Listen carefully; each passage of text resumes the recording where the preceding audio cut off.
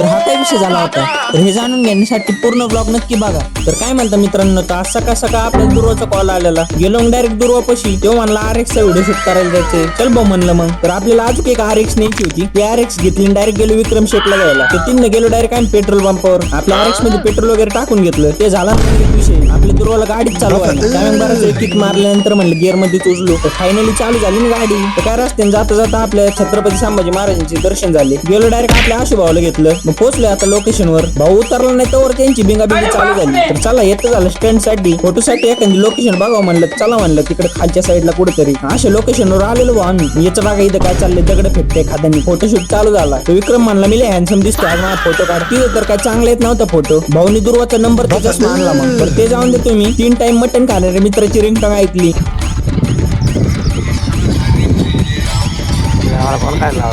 तुमच्या संग झाले का असं कावा, नक्की कमेंट करून सांगा. तर हे दोघं व्हिडिओ शूट करत होते. विक्रम म्हणला मी कमी भावनीलेच मानव घेतलं वाटतंय. आणि दुर्व तर काही पण ऐकायला कसं अवघडून ठेवलाय. कसं आहे झाडा झोडपातला फोटोशूट सीन बघा ना कसलं भारी. फुलपाखरे येऊन बसले गाडीवर. तर काय मग विक्रमनी मानावरच घेतलं. म्हणलं आता गाडीवर फुलपाखरे ठेवूनच फोटो काढायचे गाडीचे. लय वेळाच्या प्रयासानंतर फुलपाखरं तर काय नंतर उडून गेलेले, पण विक्रमनी परत धरून आणली. अरे पप्पा होते फुलपाखरांचे. परत गाडीवर ठेवते ते कुठे बसते ते फुलपाखरं गाडीवर. फायनली गेले उडून. आणि काय पुढे गाडीवर बसणार ते फुलपाखरं, त्यांना दगड मारते बघाई. फुलन फिलन काही आणायला लागले. आता तर फक्त मोरपंख बघा. कसं आहे आमच्या पोरांमध्ये काही मागाव का नाही असं होतं माहितीये का. धाक पडतो. या ठिकाणावर गाडी लावली. कसं आहे रिस्की फोटोशूट. सेफ्टी बघा आमची.